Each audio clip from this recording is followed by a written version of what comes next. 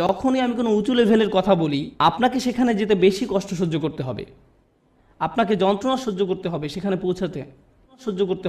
পৌঁছাতে। সুতরাং আমরা এখন টাকার উপর লেভেলে আছি, আর টাকার উপরে সেই মানুষটা শুধু এক নম্বর হতে চায়। তারা যে কোনো কাজে চরম উৎকর্ষতা অর্জন করতে চায়, তারা অন্যদের ছাড়িয়ে যেতে চায়। আমি শুধু আমার কোম্পানির প্রোগ্রামার হতে চাই না, আমি এই কোম্পানির শীর্ষস্থানীয় প্রোগ্রামার হতে চাই। আমি শুধু এই ক্লাসের ছাত্রই হতে চাই না, আমি এক নম্বর হতে চাই। আমি শুধু এসএটি পরীক্ষায় বেশি নম্বর পেতে চাই না, আমি সর্বোচ্চ নম্বর পেতে চাই। আমি শুধু বাস্কেটবল খেলোয়াড় হতে চাই না, আমি এনবিএতে যেতে চাই, আর আমি এমভিপি হতে চাই। কখনোই খুশি হতে পারে না। তারা শুধু নিজেদেরকে আরো কঠোর পরিশ্রম প্রচেষ্টা চালাতেই থাকে, তারপরেও তারা নিজেদেরকে নিয়ে সন্তুষ্ট হতে পারে না। এই ধরনের মানুষরা তাদের কাজে চরম উৎকর্ষ অর্জন করতে সক্ষম হয়, সেটা পড়াশোনায় হোক, শরীরচর্চায় হোক, বা অ্যাথলেটিক হোক, তাদের কর্মক্ষেত্রে, তাদের গবেষণা যাই হোক না কেন, তারা তাদের শীর্ষস্থান অর্জন করা চাই। তাদের এক নম্বর হতে হবে। নিজেদের নিয়ে কখনোই খুশি হতে পারে না। তারা নিজেদেরকে কার সাথে তুলনা করে, এটা জানা খুব গুরুত্বপূর্ণ। নিজেকে তারা গতকালকের সাথে তুলনা করে। তারা আর কাউকেই পাত্তা দেয় না, কারো দিকে তাকায় না। তারা জানে তারা আরো ভালো করতে পারে, তাই তারা কখনোই সন্তুষ্ট হতে পারে না। তারা কখনো কাজ না করে বসে থাকে না। তারা সব সময় বলতে থাকে আমাকে আরো কাজ করতে হবে। অন্য সবাই হয়তো বলবে আপনি সত্যি বিস্ময়কর, কি চমৎকার কাজ করেছেন আপনি, তো তাতে কি, আমি জানি এর চেয়েও ভালো করার ক্ষমতা আমার আছে। তাই তারা মানুষের প্রশংসা, সুনাম কিছুকেই গুরুত্ব দেয় না। যারা ভাবে যে তারা আসলে দারুণ কাজ করছে, কিছুকেই গুরুত্ব দেয় না। তারা চেষ্টা করেই যায়। আর এমন একটা উদাহরণ হলো মাইকেল ফেলপস, ঠিক কিনা? কত মানুষ তার প্রশংসা করেছে সব রেকর্ড ভেঙে ফেলার জন্য। কিন্তু আপনার কি ধারণা যে সে বসে ভাবছে আমি তো রেকর্ড ভেঙেছি, এখন আমার সম্মান আছে, তাই আমি এখন কিছুটা অবসর নিতে পারি? সে কি অর্জনের চেষ্টা করেছে?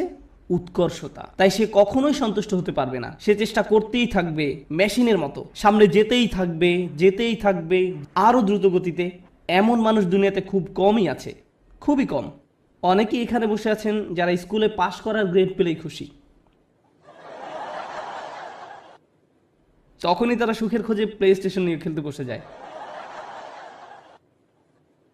আবার এমনও মানুষ আছে যারা 99 পেলেও নিজের উপর অসন্তুষ্ট হয়। কিভাবে আমি এই ভুলটা করলাম?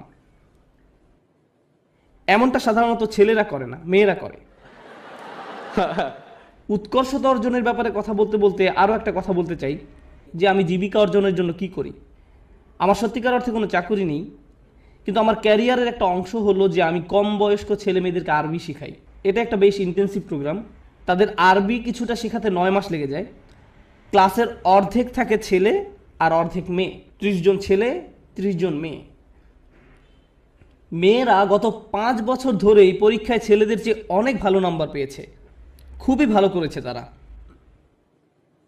কিন্তু ছেলেরা ক্রমাগতভাবেই খুশি। মেয়েরা সবসময় মন খারাপ করে থাকে, আমাকে বলে উস্তাদ আমি জানি আমি 100 পেয়েছি, কিন্তু আমি নিশ্চিত নই যে আমি ঠিকমতো বুঝতে পেরেছি কিনা।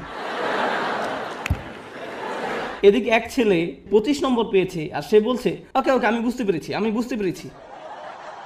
আমি পুরোপুরি ভিন্ন প্রজাতির মানুষদের সাথে কাজ করছি একই ক্লাসরুমের মধ্যে, তাদের পুরোপুরি ভিন্ন মন মানসিকতা। তাই আমার ছেলেদের বলতে হয় যে মন দাও, অপদার্থ কোথাকার, তুমি বোঝোনি, কিছু কাজ করো।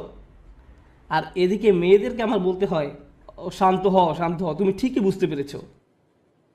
আমি তো ছেলেদেরকে বলতে পারি না হালকাভাবে নিতে, কারণ এর চেয়ে বেশি হালকাভাবে নেওয়া যায় না, এটা সম্ভব নয়। সুতরাং আমরা কোথায় পৌঁছেছি, কি নিয়ে কথা বলছিলাম?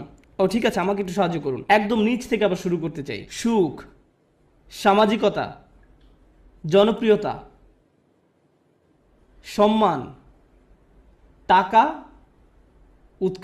উৎকর্ষের উপর কি থাকতে পারে? উৎকর্ষের উপরও একটা কিছু আছে, আর সেটা হলো প্রভাব।